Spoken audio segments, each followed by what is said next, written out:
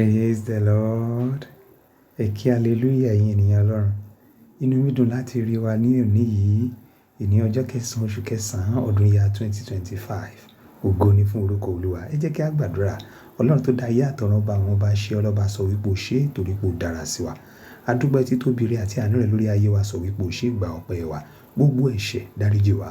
À ń lọ sínú ọ̀rọ̀ rẹ fún tòní Olúwa bá wa sọ̀rọ̀ fi ọ̀rọ̀ rẹ yé wa jẹ́ kí ọ̀rọ̀ rẹ kí ó ní irúgbìn rere nínú ayé wa kó sì sèso ọ̀gọ̀rọ̀ ọ̀run àti ní òpin gbogbo kàbà òjọba torí tá a gbàdúrà lórúkọ ti Jésù Kristi olùgbàlà wa. Àmín. Ẹ̀yin ènìyàn Ọlọ́run, àtúntò dé ní òwúrọ̀ tòní. Ẹ ṣé tẹ́ ń wò wá nígbà gbogbo lórúkọ Jésù Kristi kò ní sú yín kò ní rẹ̀ yín. Ohun tí Ọlọ́run ní fún wa lẹ́yìn náà ni wípé yọ sọnù. Yọ sọnù. Tètè yọ sọnù. Jọ̀wọ́ yọ sọnù. Kí ni kó yọ sọnù ẹ̀yin olùgbọ́ mi? Kí ni kémi náà yọ sọnù ẹ̀yin olùgbọ́ mi? Ẹ jẹ́ ká wo ìwé ìrètí Mátíù orí 5 ẹsẹ̀ 29.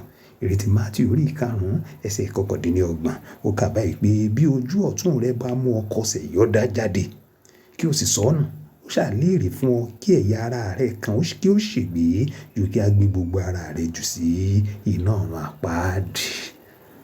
Praise the Lord. Bíbélì ò sọ fún wa.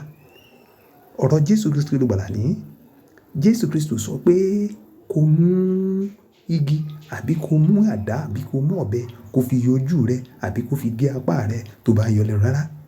Ohun tí Jésù sọ níbí ni wípé ìwà wo lórí pé o ní àwọn àmúyẹ wo ló rò pé wà nínú ayé rẹ tó dẹ̀ rí pé tẹ́lẹ̀ bá ń bá ọ lọ báyìí ó mà ṣe é ṣe kó má bàbá Jésù jọba. Ó mà ṣe é ṣe kó parí ẹ̀ sínú náà ọ̀run àpáàdì. Ó mà ṣe é ṣe kí ìyà nípẹ̀ kó má jẹ́ tiẹ̀. Òun ló sọ wípé kó yọ sọnù.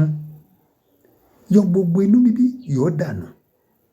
Gbogbo òdì yíyàn yọ dànù. Ìkórira yọ dànù. Àìnífẹ̀ẹ́ yọ dànù. Ìbọ̀rìṣà yọ dànù. Agán yọ dànù. Ìjà yọ dànù. Ìmọtípara yọ dànù. Ìrédìí òru yọ dànù. Asọ̀ yọ dànù. Àìfẹ́ràn Ọlọ́run yọ dànù. Àìgbàgbọ́ yọ dànù. Àìgbọ́ Ọlọ́run gbọ́ yọ dànù.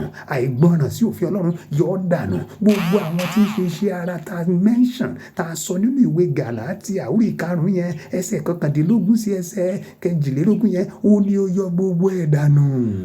Ó sàn kí o yọ dànù ní ìsìn kí o jẹ́ kí Jésù Kristi gbàlà kó fọ̀ ọ́ mọ́ kó sọ ọ́ di tuntun nínú ìrònú rẹ ju ká wá kó gbogbo ara rẹ sínú náà ọ̀run àpáàdì. Mo gbàdúrà ọ̀run àpáàdì ò ní jẹ́ ìpín mi àti ìwọ o. Oore ọ̀fẹ́ àti ìgbàlà láti bọ́ Ọlọ́run rìn Olúwa kó fi fún wa.